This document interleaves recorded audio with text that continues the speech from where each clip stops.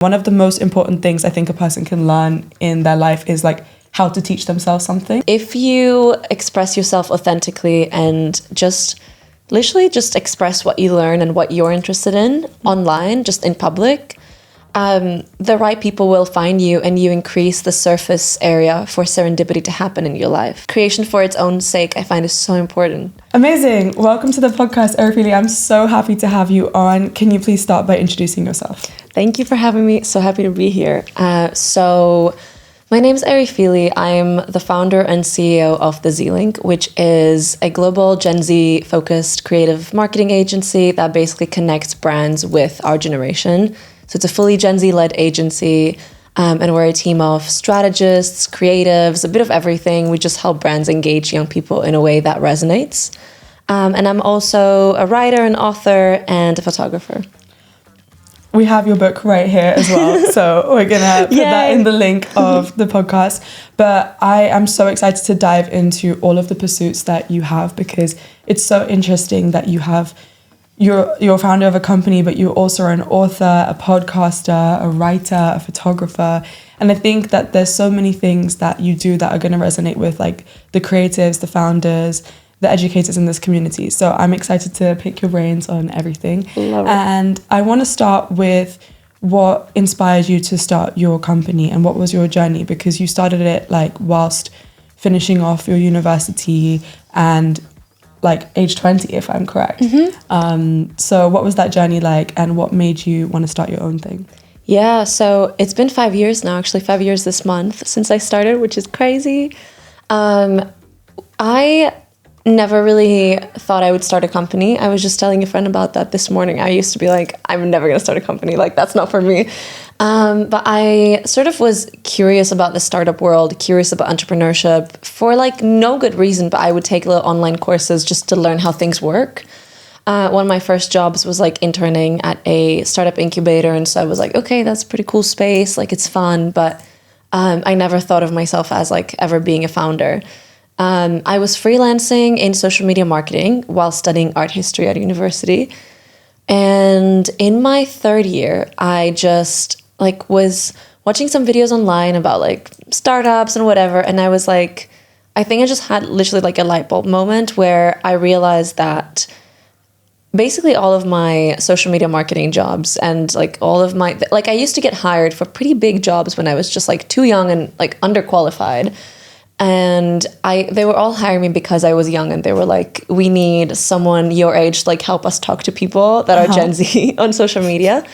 And so I was like, okay, it would be nice and kind of like helpful, it seems, if there was an agency that was fully Gen Z led and was helping brands connect with us from a Gen Z perspective.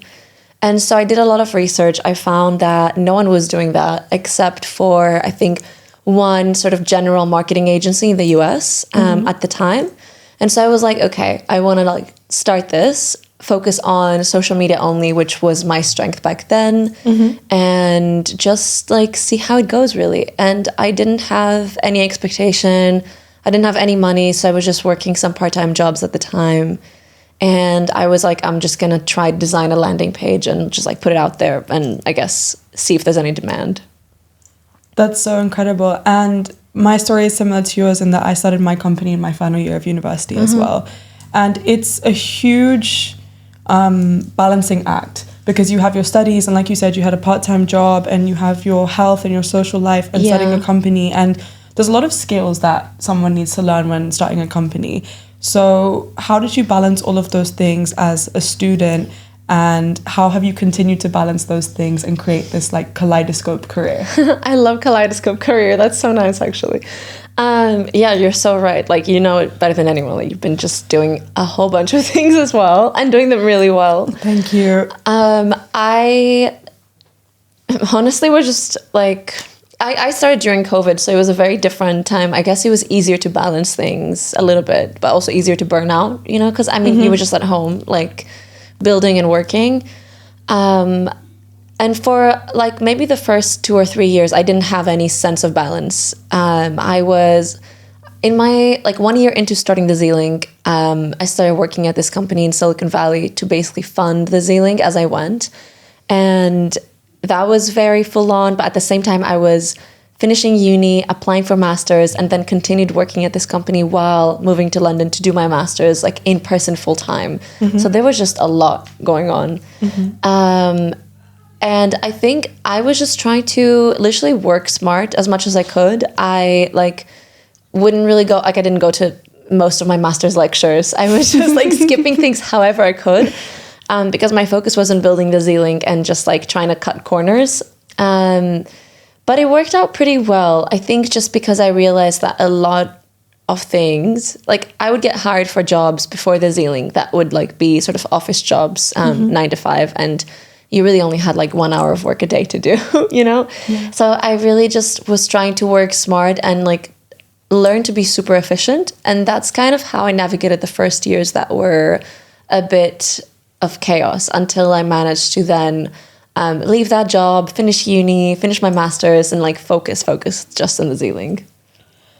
And how did you, going from juggling lots of different things to focusing, how did you do that? Because sometimes when you're used to balancing a lot of different things, you find it like fun and stimulating. And so how did you learn to focus? Because I think like learning to focus in itself is a skill, and learning to like go deep as well as wide. And you said in your book that brown noise helped you.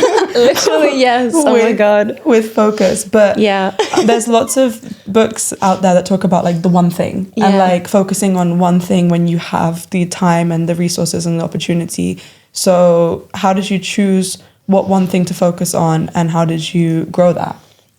I have never been a one thing kind of person at all, and I don't think I ever could be. I just don't think that's where my strength is, or that's how I could ever be fulfilled. But I think it very much depends on the person, right? I think like, having one thing and being able to focus fully on it is very valuable and probably very rewarding. I just know that I cannot work like that because I've got so many passions and stuff that just do not tie into the same thing. And I feel really like I need to embrace and explore all of them at the same time in order to be fulfilled. And for me, like being able to enjoy my everyday life and to build something that's fulfilling is my top priority. So I knew that if I just go all in on a single thing and drop everything else, it was not going to work for me. It's like a path to burnout. But that's like a very personal thing. I know for many people it's the opposite. And I'm curious like what it's like for you, but for me, I saw that as long as I was doing everything that excites me, exploring all of my different sides and passions, and then really trying to be smart about my work and building my company and trying to tie in my creative interests into my company and my personal strengths, it was sort of like turning out aligned and good. That's so interesting. And to answer your question, the way that it works for me is that I think the one thing doesn't work for me either, because I find so many things so deeply fascinating and interesting that I do this thing called an energy audit, where I make a cup of tea every weekend and I make like a little table and I write like things that give me energy, things that take energy, and neutral stuff. And I try and center my work and my activities, and especially what I do for fun as well, in energy giving things, because it's okay to be juggling a lot of things as long as all of those things most of the time are net positive. You know, like nothing is always going to be 100% positive and energy giving, but that has really helped me. And also like I literally drew like a picture of a plate and I wrote like Mahika's plate, and I wrote like all the random stuff that I was juggling, and I was like, okay, if it doesn't fit on the page, it's not going to fit in my life. And then I had to take some things off. And while I don't agree with the one thing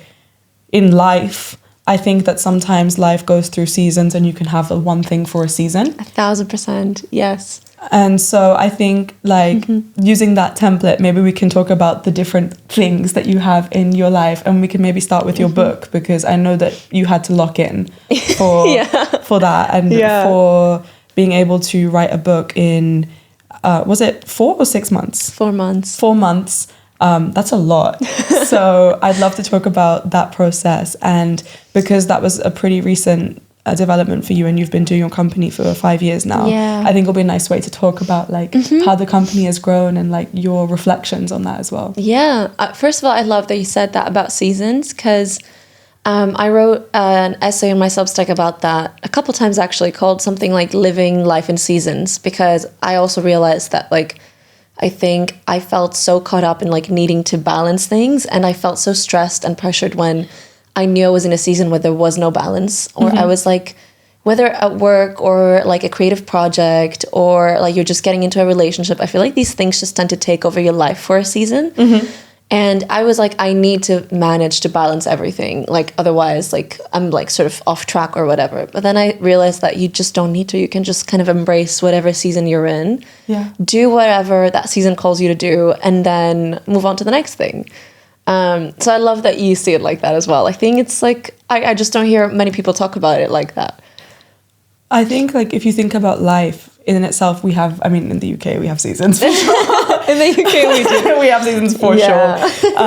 And like also like as a woman, if you have a menstrual cycle as well, I was explaining this to my guy friends who are founders as well, because we had a very intense day, and I was like, look, today I woke up, and if you imagine like you charge your phone overnight, my phone was like 60%. I woke up with 60%. I only have 60% today. And they were like, that sounds awful. And I was like, yeah, but then catch me in 2 weeks' time and I'm going to wake up with 140%. Exactly. Yeah. So it's about managing that and like working with your cycles and your energy cycles.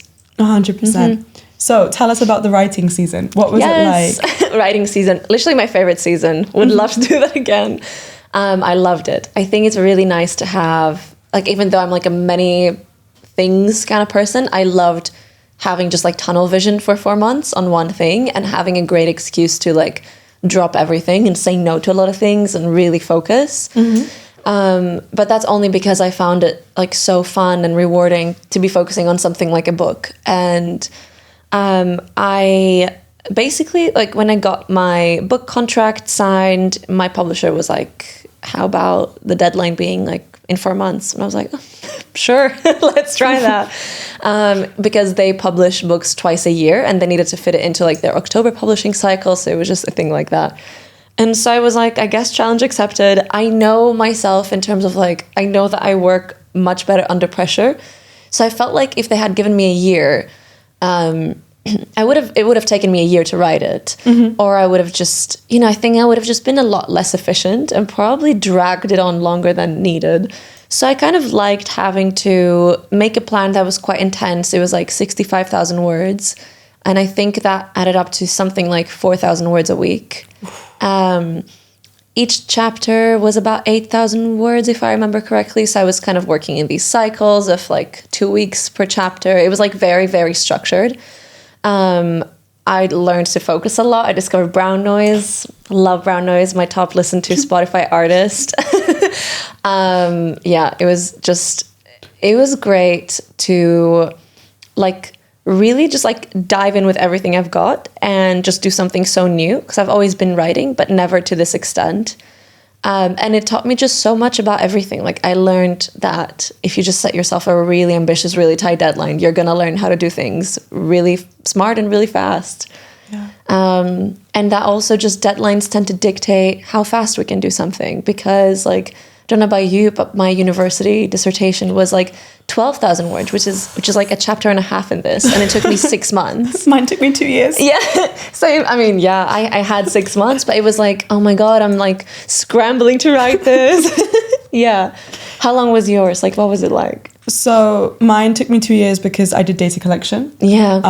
And it was, I find deadlines not stressful, but like, I almost give myself a fake deadline, so I meet my fake deadline before the actual deadline. Yeah. So I was actually the first to submit in my course because I like stressed myself out a little bit too much and finished it before I needed to. What was it on? Salsa dancing. Oh my God, nice. Yeah. Like, what was the topic? So I looked at the relationship between movement across a dance floor and movement across a border. Wow. And how migrants connect to their culture through dance and art and salsa. That's really cool. I really, really, really enjoyed it. And I learned a lot through it. And I think that with writing a piece of work, I mean, my dissertation is nothing compared to a book, but you learn new skills. Yeah. And I think that obviously starting your own company as well, you learn so many new skills. And upon reflection, one of the most important things I think a person can learn in their life is like how to teach themselves something. Yeah. And you mentioned at the start of our conversation that you've always been interested in learning new skills.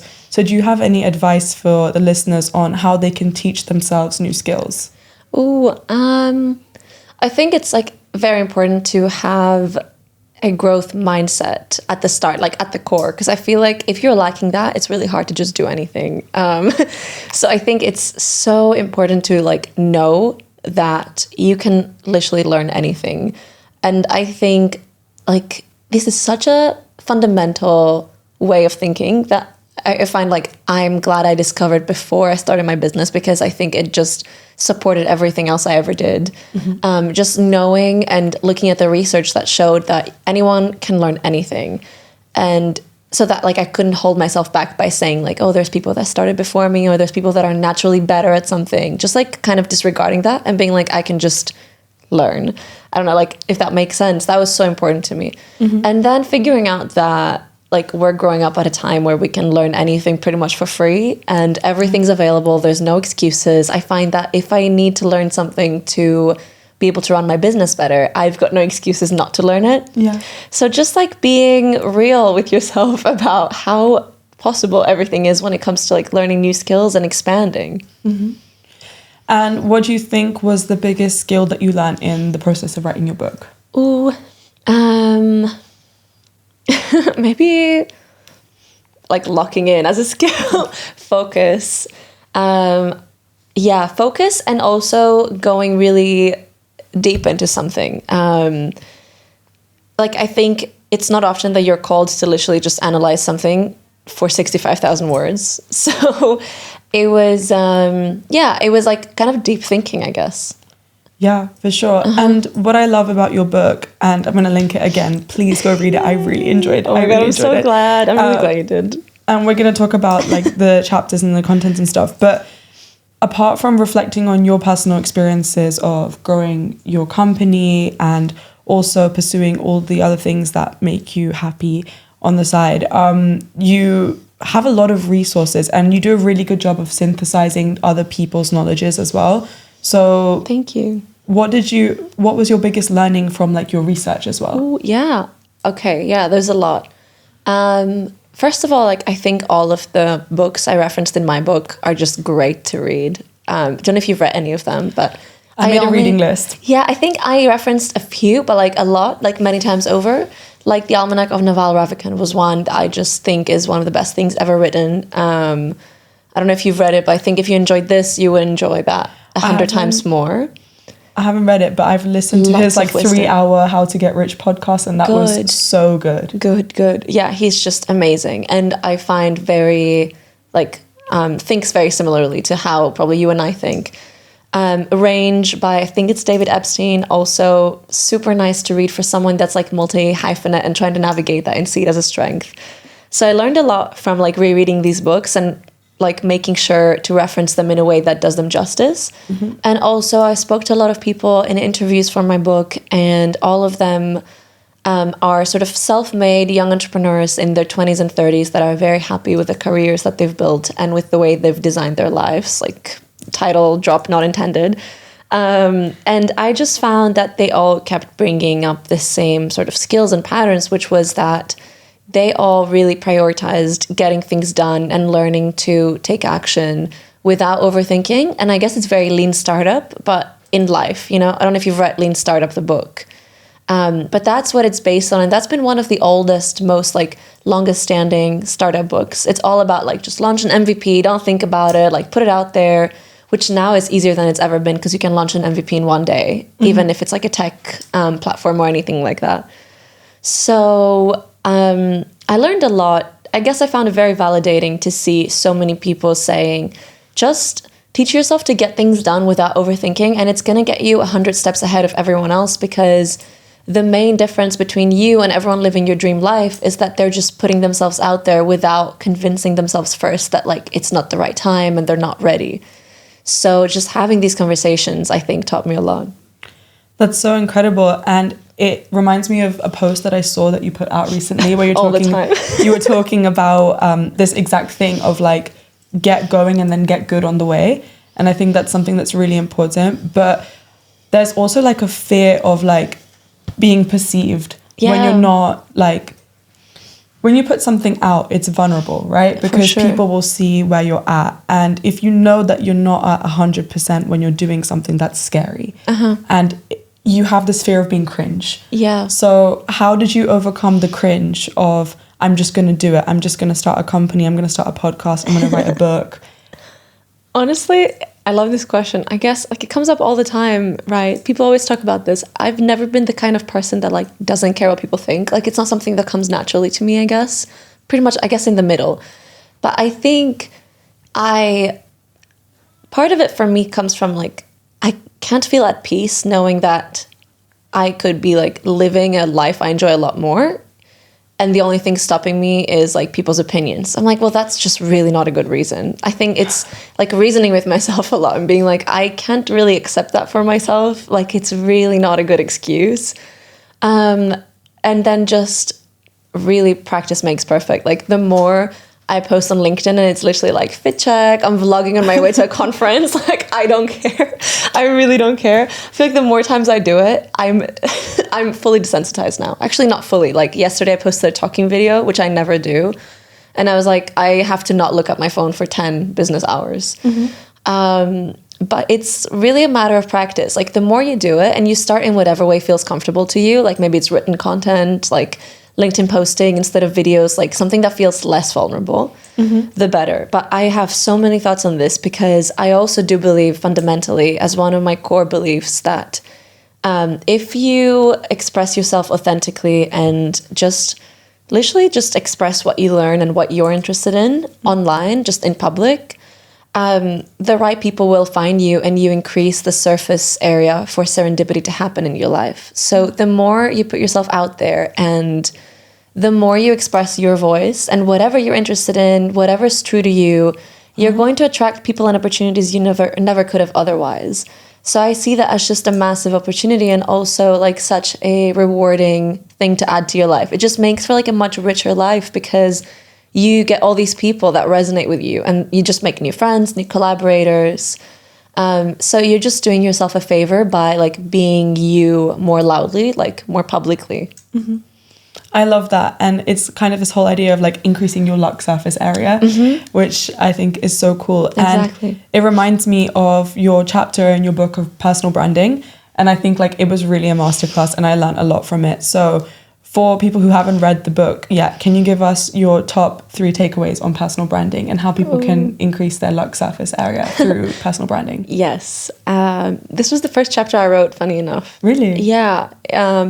It's chapter 5, but it's like I had to start somewhere. And I was like, okay, I guess we're going to have to tackle this one first. I feel like it's the most like probably useful one, at least for me while I was writing it. I was like, this just feels more like useful to most people. Like I've got some chapters like 6, I think that's like trends and opportunities that are more technical.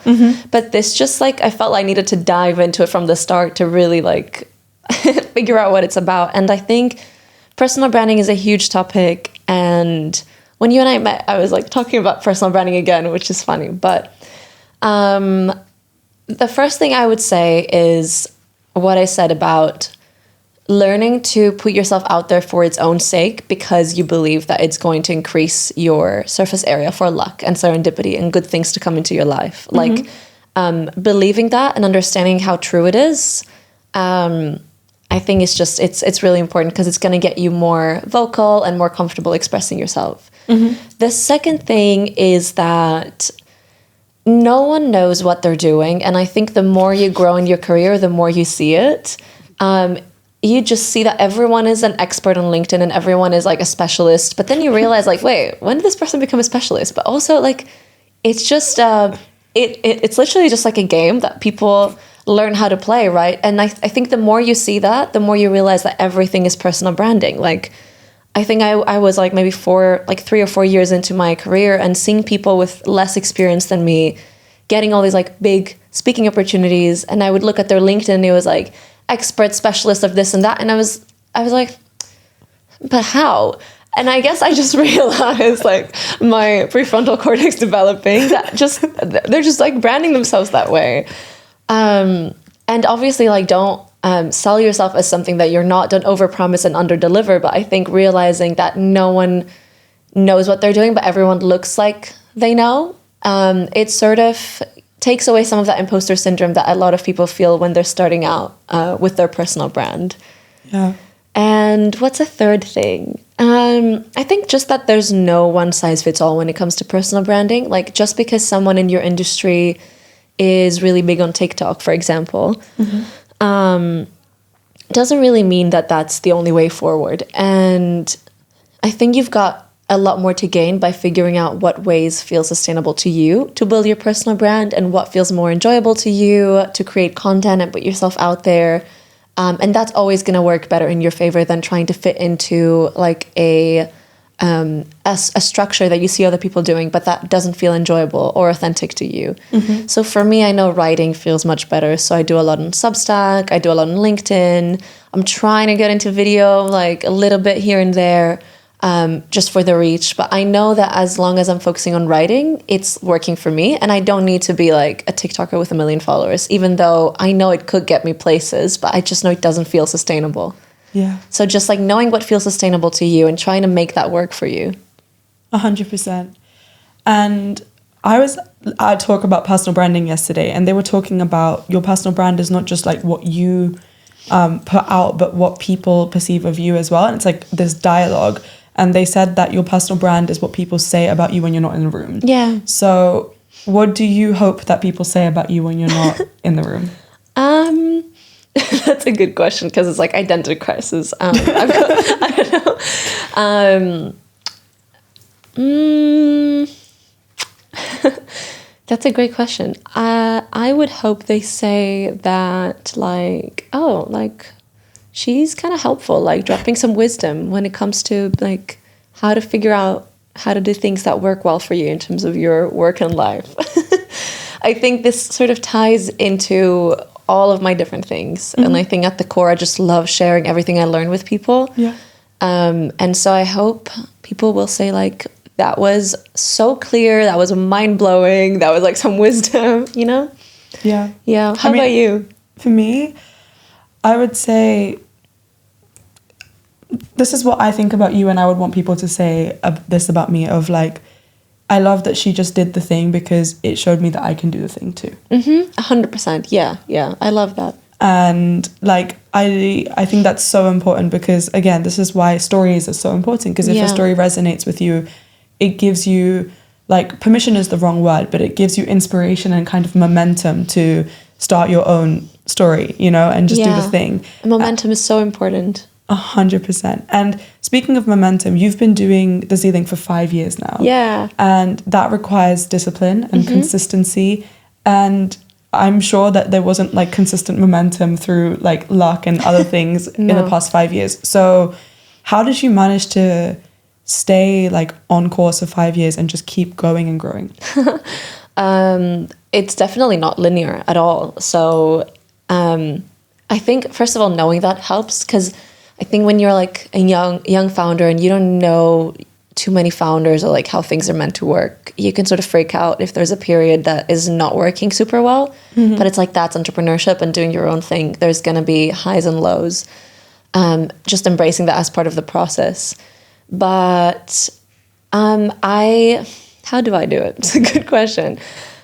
I think for me, finding ways to keep myself inspired is very important, because I find that for me, inspiration creates momentum. And so if I'm feeling like I'm sort of in a stagnant period, I'm kind of stuck, I realize it's because I'm uninspired. And I can't really stay disciplined when I'm uninspired. I mean, I can try, but then I just end up burnt out. And so I kind of try to tackle it at its root and be like, how can I inspire myself again for what I'm doing? And that can take many forms, but it can be like meeting people in similar journeys, having conversations, listening to podcasts.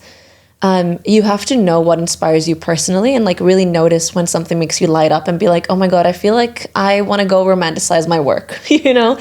Like what gives you the feeling of wanting to do what you do, and lights that spark. So I'm very intentional about noticing that when it pops up, and then trying to recreate it and put myself in situations that I know will inspire me. Like if I'm not feeling like going to an event, but I know I'm gonna meet people and that always makes me feel like inspired and excited for what I do, I'm gonna go to that event anyway because I know it's like gonna get me there. Yeah. So just like I think self-awareness is really important because it's such a big key to discipline and like sustainable discipline. How about you? That's so fascinating that you say that because I am a huge advocate for creative rest. I love just creating things, and like you, I also love doing lots of different things, and I have all my side quests. And like I said, I do the energy audit. So what you said about self-awareness, I know exactly what gives me energy. Yeah. And so if I know that I'm not feeling good and I'm not feeling like happy, sometimes going and taking a nap is not the thing that's going to give me the energy.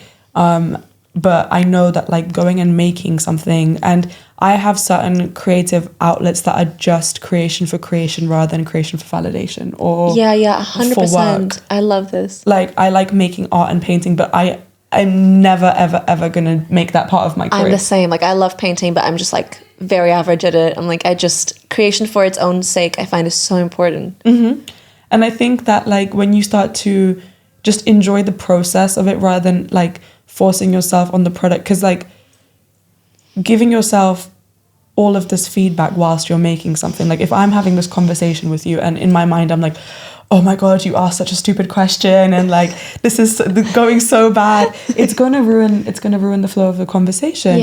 And so learning to have just creation for creation actually makes you a better creator in other areas of your life where it actually matters as well. You're so wise for this because it's so true. 100%. Like I think this is so important to learn, and I think it's so easy as a creative person to like go on creation for consumption, obviously, because like it's our generation has that even more than anyone ever before. So it's really hard to come to a point to recognize that everything you create, you feel like needs to be consumed and needs to be perceived, and to learn to value creativity for its own sake. And I find like creativity is so much more vulnerable and genuine when you create for no one and do it because you know no one is watching. It's going to be like a lot more genuine and a lot more real. And I think that's how you just like nurture your creativity a lot more as well. Yeah.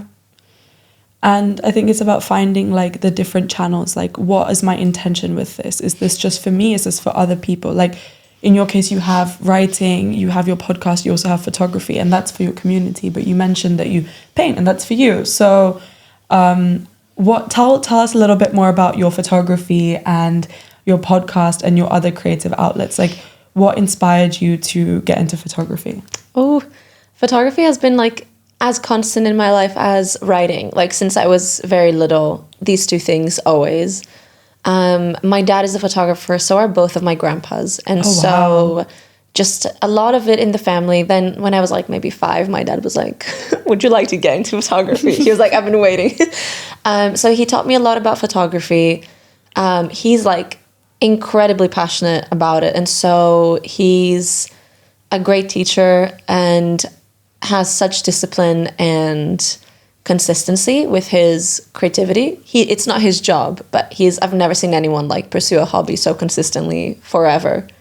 Like every single month, no matter what is going on in his life for years, he will publish like a new photography album, like on his website and on Facebook and everywhere. And it's like, he finds the time every single month. But like, I guess, who does that? Like, it's really, really hard to have that consistency for years. So I've always been inspired by that and learned a lot from that.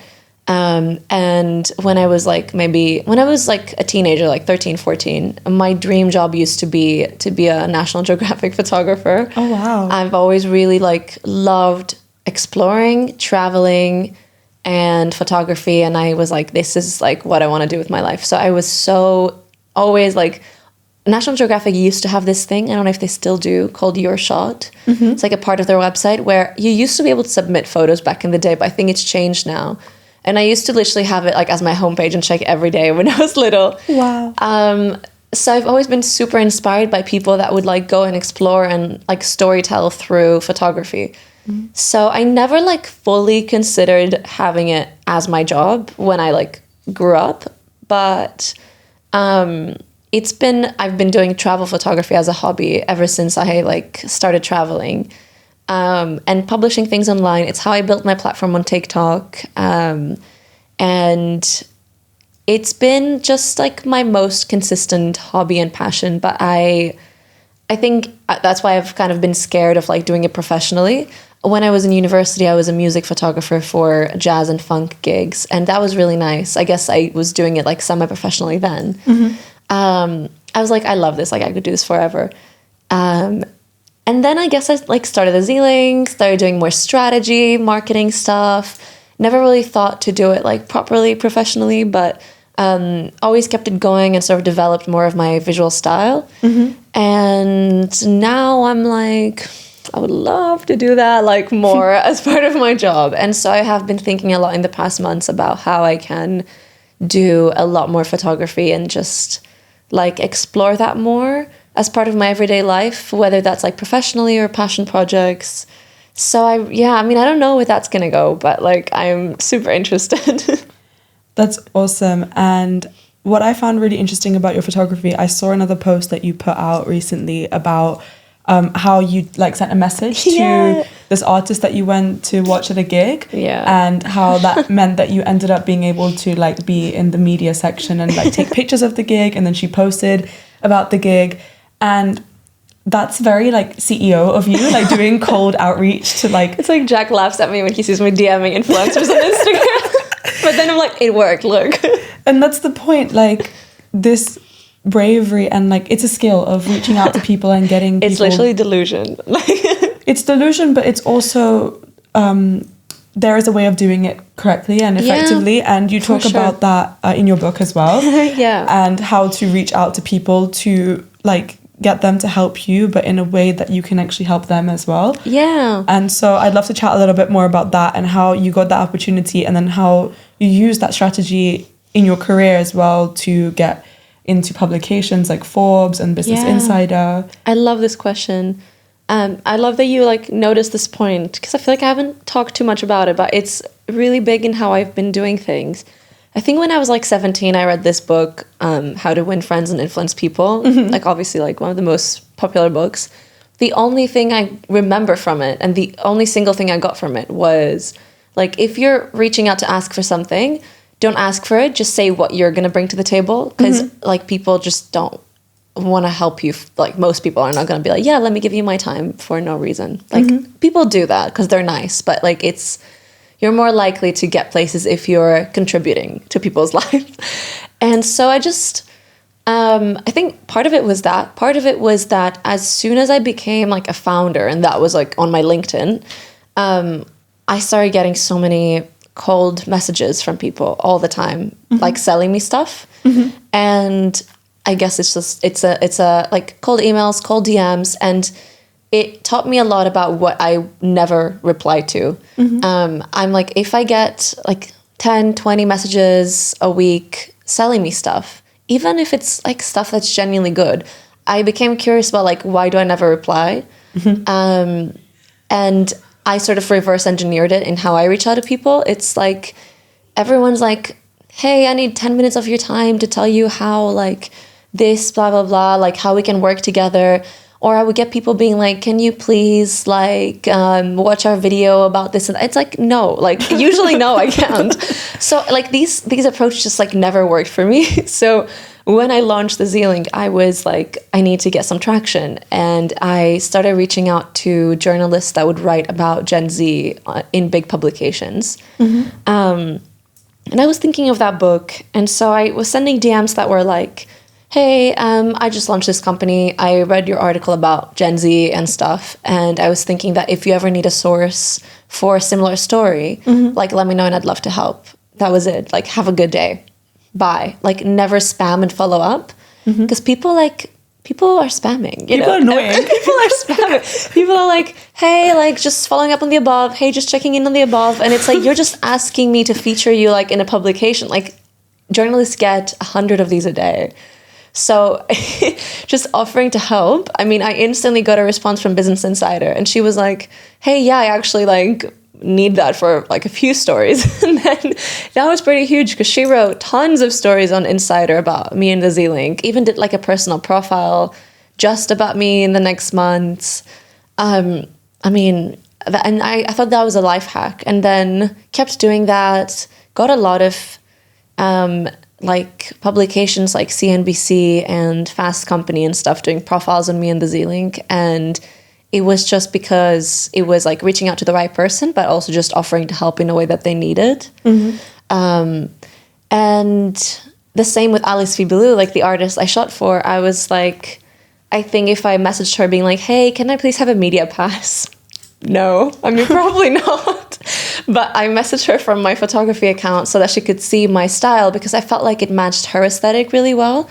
She had this like really sparkly, like ethereal, dreamy vibes aesthetic, which is how I edit my photos. And so I was like, hey, like, would love to take some like ethereal vibe pictures of you tonight if you'd like. And I was already attending, so I was already going to be there. And she was like, yeah, like, you can have a media pass if you want. And then I was like, okay, this is amazing. I was so excited. I was freaking out on our way there.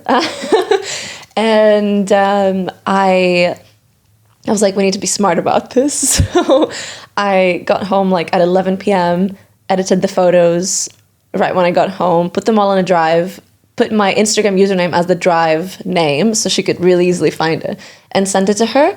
And I remember overthinking, being like, do you think she will be checking her phone tonight after the gig, or like tomorrow morning? And if I sent it tonight, maybe she'll miss it and she's gonna get so many messages by tomorrow she'll never see it.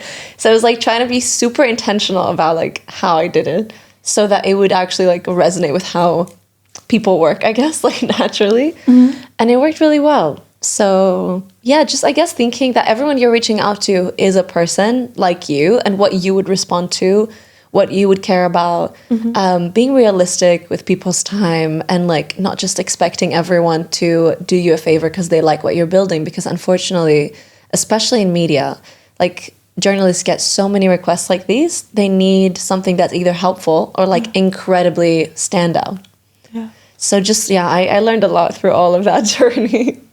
That's so awesome. Thank you for sharing that. And I think that's really useful advice. And I'm gonna like link your photography account as well so they can see those pictures. But I thought it was really sweet that you shared that you were overthinking as well, because Always. From an outsider perspective, me too. From an outsider perspective, like you're the super successful CEO and you have this team of 25 people. Girl, she's literally always overthinking. And like the fact that you're overthinking about like taking these pictures from an outsider's perspective of something that you're extremely qualified to do shows that like, again, this whole imposter syndrome thing, like people will always have it. And you've worked with some really big clients as well. So what was your experience of like overcoming the psychological like imposter syndrome of, am I good enough to work with these people? Do I need to prove myself? How am I going to do this? Because I think that's like getting the opportunity is half the work. And then like actually feeling like you can do the opportunity is like sometimes the harder task. Yeah, that's really true. It's that's a great question. It's still something I'm figuring out. Definitely, like imposter syndrome, I think like it's always going to be there. Even more for women founders, as you know best from like all of your conversations. But I think like recognizing it, and as I mentioned earlier, knowing that no one really knows what they're doing, and a lot of people are getting opportunities just because they're better at talking about themselves, is like a big factor for me. Like knowing that, you know what, if I don't get this opportunity, someone else will that's probably like equally qualified, but just better at shouting about their achievements. And so I think just trying to remind myself that has been important. It's all really personal branding, like knowing how to present my skills and present what I'm building at the Z-Link in a way that will resonate with brands. And also like really not undermining and undervaluing what I can do, because I mean, I have learned a lot these years and I know it can be valuable for brands. I definitely don't know everything and will still get hired for things that like I have to learn on the job. But I think that's always the case. Like it's better, I think, to get hired and learn it on the job than to be like, I'm underqualified and then just keep yourself at a lower level because you're waiting to be ready. I think, just throwing myself in the deep end and like learning as I go is how I've been doing it. But it's been like that from the start, because when I started a company, I just like really had no idea how to run a company in any way at all. So it's just been really always a matter of learning as I go. I don't know if it's the same for you, but just, every time if a big name reached out, I wasn't going to be like, oh, I've never done this before. I was going to be like, I'm going to figure it out literally today and do it tomorrow. Yeah. I think it's so interesting because I launched my company 2 months ago, and I was explaining this to someone yesterday, where when you start a company, you're like a 6 out of 10 at like a lot of random things.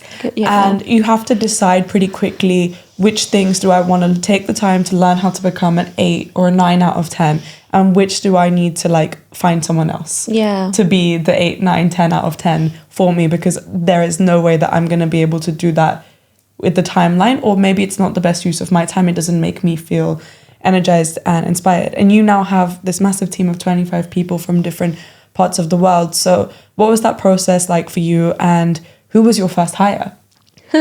My first real hire, I think, was my sister, because she like lived in my house during COVID, and I was like, can you please do this? Like, I need someone to do this. And she was like, I'll do anything for money. Literally. She was like, I'm going to learn how to do this. And she's been working with us until now. But you're very right about that. And it was also a process for me being like, okay, I have to learn a little bit of everything, because I think it's important as a founder to have a wide understanding, like a very wide understanding, so that you can know who to work with and what to delegate and how everything works. I tried to lean into my own strengths, but also knew that I didn't have the resources to delegate everything from the start. So I just had to be efficient and like cost effective. So for me, it was kind of like that. It was like, okay, I have to do most things for the first years, because I had no other choice really. And then just learning as I go. And then knowing that if there's someone much, much better at you at something that's going to be really essential to your business, it's really in your best interest to figure out how to work with them. And that you really just like can't be a pro at everything. So just, I feel like as a founder, you're going to be sort of a jack of all trades, but knowing where to bring in people that are much better at you is so important. Yeah. And how did you scale the team? At what point did you decide to get new roles? And you made the decision to have an entirely remote team, which is super Gen Z. So what prompted you to make that decision, and how has it been like logistically managing a team like that is across continents?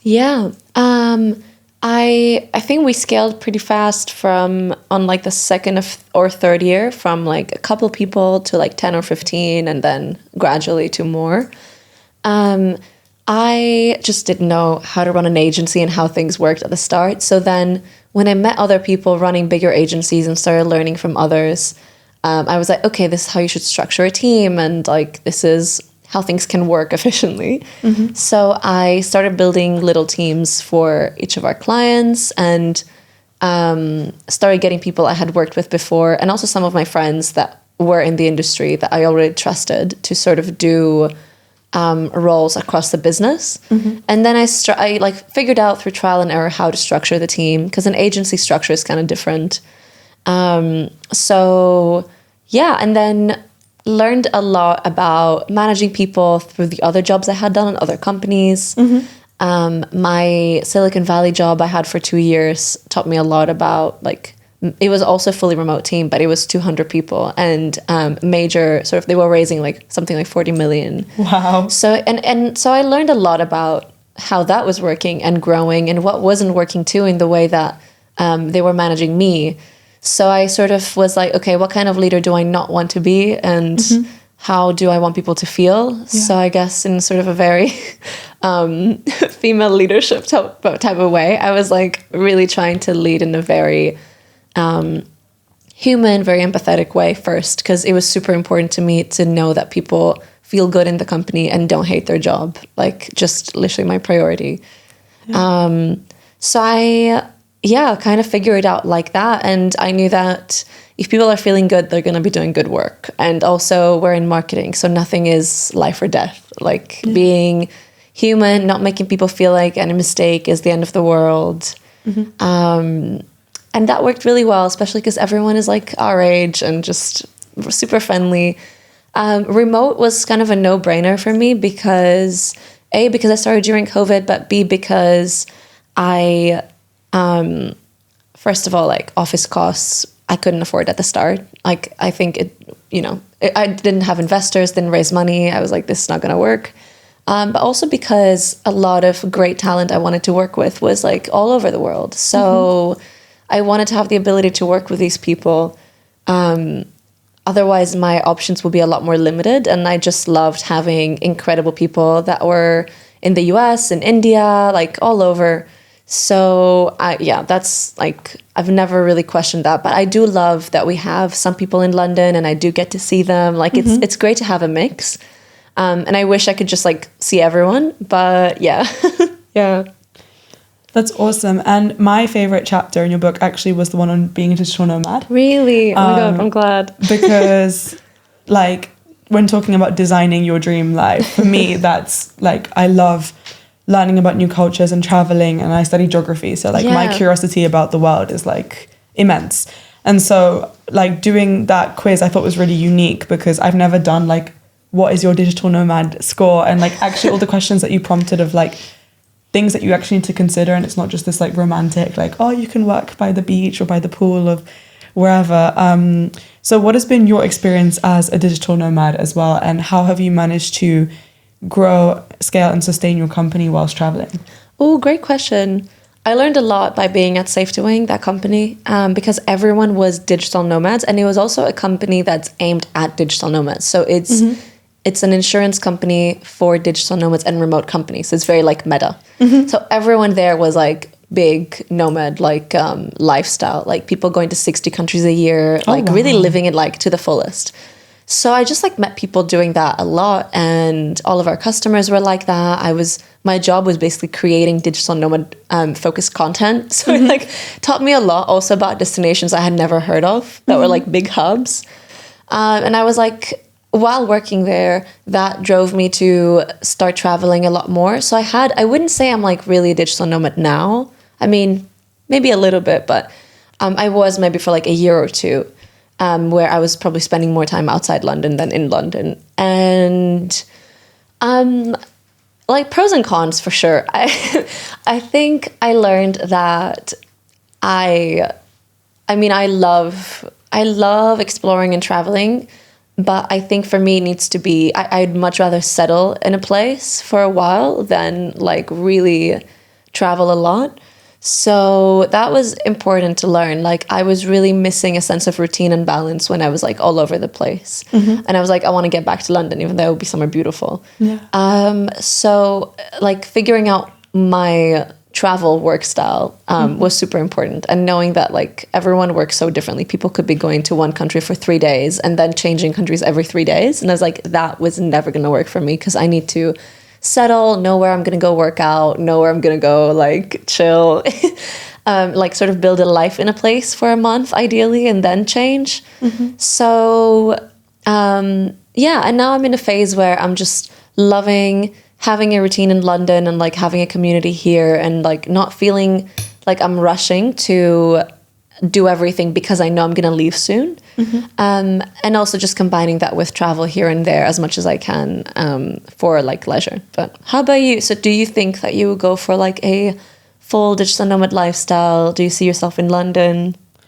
Again, it's what I said earlier about like life has seasons, right? Yeah. And so right now I'm in a season where I've just launched my company, and I think like I need to be in one place to have a little bit of stability to like learn and grow. Yeah. And then I would love to like, as the company grows, to explore and expand and travel and stuff.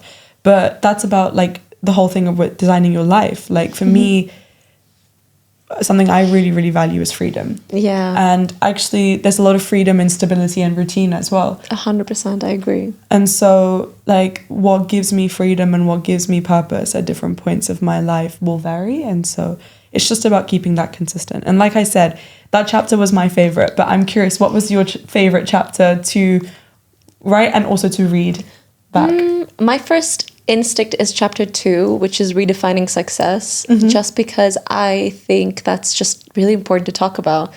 Like what success, like prompting people to think and visualize what success means to them, because I don't think we're taught that a lot. Yeah. And you sort of just go for, okay, I need to create this version of success through this and this way and this type of career without ever really stopping to evaluate if that's what feels like success and fulfillment to you. Yeah. And I'm like, why is no one talking about this? So while I was writing the book, that was like a big focus of mine, and it was more theoretical as a chapter, but hopefully that's the one where I hope like will prompt people to really consider these things for themselves and have a little light bulb moment about what they actually want their life to look like. Yeah. I think many people just like don't know. They're like, why do I feel unfulfilled? Why do I feel burnt out? And it's because they're climbing the wrong ladder, and because they haven't stopped to do the work and figure out what they actually feel good in. Like there's no right answer. Like it's not like shameful or anything if like you don't feel good being like a senior corporate manager, even if like your whole family has been, or your surroundings, like your circle is. Yeah. So I think, just like getting over the like my life needs to fit in this one box sort of mentality, and figuring out that whatever does fulfill you is valid. 100%. And that's honestly one of the main reasons I started this podcast, because I didn't grow up with a template of success that 100% resonated with me. And I found it a little bit challenging when I was like moving to London, and I was like, I don't know what I want to do with my life, because I don't see anyone doing what I want to do. And that made it really hard to like visualize. And so I know the power of a story, and I was like, okay, if I can just get lots of people from different walks of life sharing their stories of success and their routes of getting there, then maybe a story is going to resonate with me, and it's going to resonate with different people. And what I find successful will be different to what someone's who's listening, or what you find successful, or what Jack finds successful. And so I think that's so, so, so important. And since we're coming to an end, I want to ask you, like, what does success look like for you? For me, it's very simple, really. For me, really, success feels like enjoying my everyday life and having joy and energy and satisfaction. And it's kind of like, I guess, like a selfish definition of success, but I know that I cannot contribute positively to anything if I'm not feeling personally fulfilled. And I also know that I can do really good creative work that resonates with people if I'm enjoying where I'm at and I feel aligned. So I think recognizing that has been super important, and knowing that I want to use my energy like at its fullest every day in a way that feels creatively fulfilling and energizing, and like sort of go to bed tired but fulfilled. Like it's very important to me how I use my energy and how it feels. Yeah. And so anything that's not that instantly feels like misaligned for me. So I know that my definition of success is just like feeling happy and feeling happy and feeling energized. How about you? I think for me, it's about like identifying, everyone has values, right? And so you have your core values, and my core values will be different to yours. But like we all value like kindness and like being a good person, all this kind of stuff. But for me, like my core values are creation, learning, community, movement, and gratitude. And so if I have a little bit of all of those things in my life, then I know I'm living a successful life. Good. I love that. Yeah. I always like to end the podcast with the theme of gratitude. So what are you most grateful for today? I'm honestly so grateful for this conversation. It was really nice and like energizing and wonderful. So I'm very grateful for this. How about you? Honestly, me too. Like, we met because you gave a talk and it was so good. I was literally like, I can't wait to go talk to this girl. And then I'm so glad. I went up and I was like, I have a podcast. Please come and talk to me. I'm a massive fan of your work. And the fact that you're here makes me feel so grateful. And again, I hope that whoever listens to this take this as a sign that nothing is out of your reach. And if you see someone and they're on a stage and you think they're really cool, like chances are they'll find you cool too. And they are freaking out probably about being on that stage, like me that day. And it just goes to show that, like, again, nothing is out of your reach. And like when you see someone who inspires you, like, take it as an opportunity rather than as a threat. And 100%. Yeah, I love that. Thank you for inspiring me. And of course. I really hope that this resonates and reaches the right people. Thank you.